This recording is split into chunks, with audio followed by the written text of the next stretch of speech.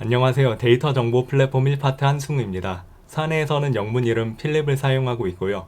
데이터 분석 플랫폼 개발 업무를 담당하고 있습니다. 저희 부서에서 클릭하우스를 도입했는데 국내에서는 사용 사례가 많지 않기 때문에 클릭하우스에 대한 내용을 공유할 거예요.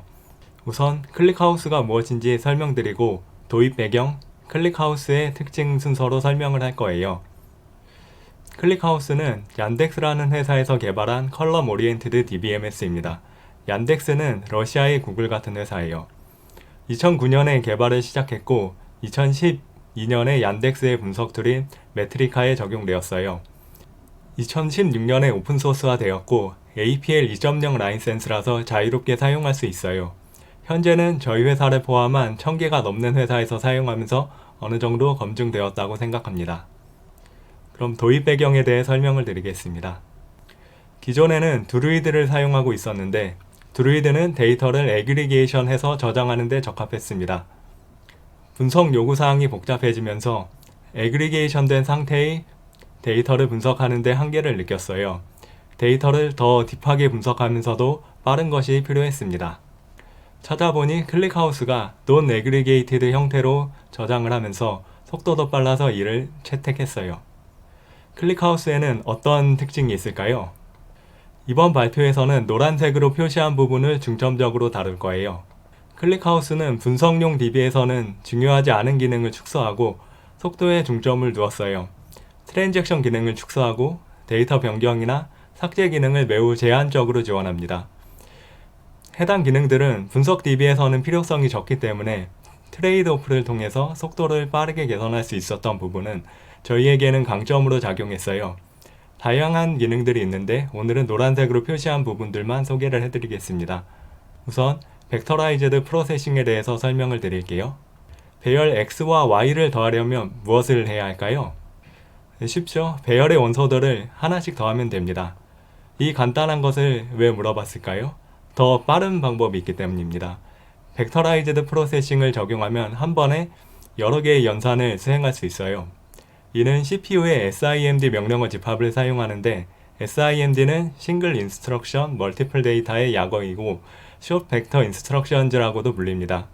우리가 흔히 사용하는 x86에는 SSE나 AVX 명령어 집합이 있습니다. 인텔은 네알렘 모델부터 지원했기 때문에 최근의 CPU에서는 흔하게 볼 수 있는 명령어 집합이에요. 이 명령어들은 한 번의 연산으로 여러 개의 데이터를 계산합니다. 만일 SIMD가 128비트라면 한 번에 4개의 정수를 더할 수 있기 때문에 4배 더 빠르게 만들 수 있습니다. 클릭하우스는 텍스트 파싱, 데이터 필터링, 디컴프레션, 스트링, 그 외에 특수한 알고리즘 등 코드 베이스를 SIMD를 적극적으로 활용하고 있습니다. 이제 머지 트리를 다뤄볼게요. DB를 써봤다면 매우 익숙한 테이블 생성 구문입니다. 액션 로그 테이블을 생성하는데 컬럼으로는 날짜 형식의 데이트, 정수 형식의 ID, 문자열 배열 형식의 밸류줄 컬럼을 가지는 테이블입니다. 그런데 조금 특수한 구문이 있죠. 테이블 엔진을 머지 트리로 설정했습니다. 클릭하우스는 여러 개의 테이블 엔진을 지원하는데 가장 널리 쓰이는 게 머지 트리입니다. 테이블 엔진은 데이터를 저장하고 조회하는 방식을 결정합니다. 데이트로 파티션을 한다는 구문도 보이고 ID로 정렬을 한다는 구문도 보입니다. 파티션과 정렬에 대한 부분은 앞으로 자세히 설명을 드릴게요. 테이블의 데이터는 파티션 단위로 나뉘어 저장되는데 파티션은 파티션 키로 지정된 데이트 컬럼 기준으로 나뉩니다. 각 파티션은 인덱스 정보가 있고 테이블을 구성하는 컬럼에 대한 데이터 파일이 포함됩니다. 하나의 파티션은 여러 개의 파트로 구성되는데 머지트리 테이블 엔진은 데이터를 저장할 때 우선은 개별적인 파트로 나누어서 저장합니다. 데이터를 저장할 때 새로운 파트를 만들어서 저장하기 때문에 인서트 연산이 매우 가볍습니다. 데이터 조회 시 개별 파트들에서 데이터를 취합하는데 이것을 더 빠르게 하기 위해서 파트들을 백그라운드에서 머지합니다. 머지가 완료되면 데이터를 모아서 압축하기 때문에 저장 공간을 줄일 수 있고 인덱스 검색의 횟수도 줄기 때문에 조회 속도도 빨라집니다. 머지트리 엔진이 데이터 스캔을 빠르게 하는 방법을 설명할게요.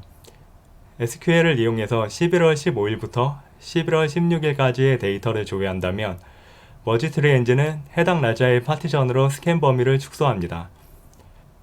일을 빨리 끝내기 위해서는 일을 열심히 하는 것도 좋지만 일을 줄이는 것도 괜찮겠죠? 계속해서 할 일을 줄여봅시다. 이번에는 프라이머리 인덱스를 소개하겠습니다. 파티션을 줄였으니 이제는 파티션 안에 있는 데이터를 줄여볼 거예요. 우선 파티션 안쪽의 구조부터 설명하겠습니다. 파티션 안에는 프라이머리 인덱스 정보가 있고 프라이머리 인덱스는 스파스하게 구성되어 있기 때문에 대용량 데이터를 인덱싱 하더라도 메모리 공간을 적게 사용합니다. 그리고 데이터 파일이 있습니다. 컬럼 오리엔티드 DB이기 때문에 컬럼별로 파일을 나눠서 저장하고 필요한 컬럼만 조회합니다. 프라이머리 인덱스에는 번호가 매겨지고 각 번호는 데이터 파일의 시작 위치를 가리키는 마크 파일에서 참조합니다. 각각의 데이터 파일마다 마크 파일이 존재하고 마크 파일은 인덱스 번호에 해당하는 데이터의 위치를 찾는 내비게이터 역할을 합니다. 아래에 있는 쿼리는 날짜 범위에 해당하는 ID 1부터 2까지 조회합니다. 그러면 프라이머리 인덱스에서 번호를 찾고 마크 파일이 가리키는 위치로 스캔 범위를 줄입니다. 이렇게 할 일이 또 줄었습니다. 그럼 인덱스에 포함되지 않은 컬럼은 어떻게 빠르게 스캔할 수 있을까요? 이것을 위해서 데이터 스키핑 인덱스가 있습니다. 프라이머리 인덱스는 데이터를 물리적으로 정렬하고 데이터 스키핑 인덱스는 여기에 스캔을 위한 자료 구조를 추가합니다. 스트링 어레이 값을 가지는 values 컬럼에서 hello라는 단어를 찾으려고 합니다. 배열을 하나하나 다 찾다 보면 오래 걸리겠죠? 저희는 이 연산을 빠르게 만들기 위해서 블룸 필터를 어레이 타입으로 확장해서 오픈소스에 기여했습니다. 데이터 스키핑 인덱스를 사용하기 위해서 테이블 생성 구문을 변경해서 values 컬럼에 블룸 필터 인덱스를 추가했어요. 블룸 필터는 집합의 원소의 포함 여부를 검사하는 데 사용되는 자료 구조이고 확률적인 방법을 사용하기 때문에 긍정 오류가 존재하지만 저장 공간을 효율적으로 사용할 수 있어요. 블룸 필터를 사용하면 헬로 문자열의 해시 값을 찾고 각 블룸 필터의 비트 값이 참여되는지 검사하면 됩니다. 일이 또 많이 줄었죠? 데이터 스키핑 인덱스는 블룸 필터 외에도 set과 민맥스 등 다양한 타입이 있습니다. 블룸 필터를 적용한 것과 그렇지 않은 것의 속도 비교 자료입니다. 294억 건에서 특정 문자열을 찾아 UV를 계산하는 쿼리의 수행 시간이 약 3초에서 1초로 줄어들었습니다. 제법 빨라졌다고 볼 수 있죠? 이제 분산 시스템 관점에서 클릭하우스를 설명하겠습니다. 우선 복제부터 살펴볼게요. 클릭하우스는 기본적으로 비동기 멀티마스터 복제 방식이에요. 옵션에 따라 달라지지만 기본적인 동작 방식을 설명드릴게요. 요청받은 서버가 데이터를 저장하면 바로 사용자에게 응답을 보내고 데이터 복제는 백그라운드에서 진행합니다. 그렇기 때문에 데이터를 저장한 직후에 리플리카2에게 데이터 A를 요청하면 데이터가 없다고 응답하는 케이스가 생깁니다. 그렇지만 백그라운드 카피가 빠르기 때문에 분석용 DB에 사용하는 데 무리가 없었고 응답 시간이 빠른 게 장점입니다. 데이터 유실이 걱정된다면 인서트 쿼럼 옵션을 참고하시길 바랍니다. 멀티마스터 방식이기 때문에 복제에 참여하는 모든 멤버가 데이터를 추가할 수 있어요. 각각의 리플리카는 자신에게 들어온 데이터를 형식에 맞춰 저장하고 압축합니다. 다른 복제본은 압축된 데이터를 카피하는 연산만 수행하기 때문에 부하가 분산됩니다.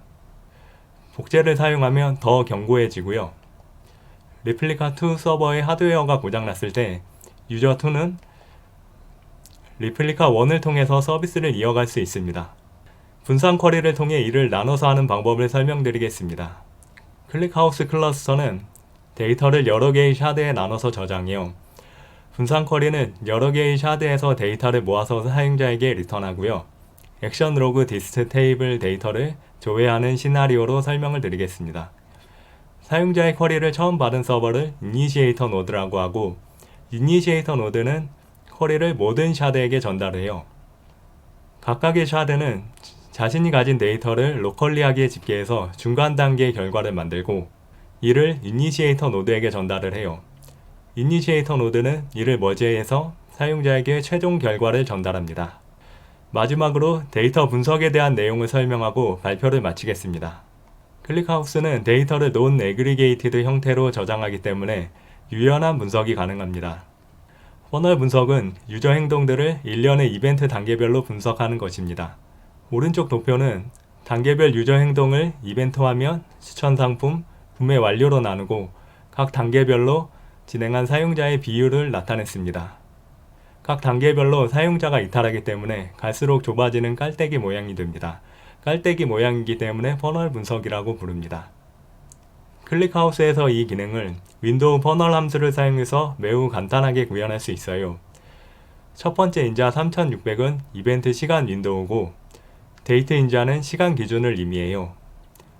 나머지 인자들은 일련의 행동을 정의합니다.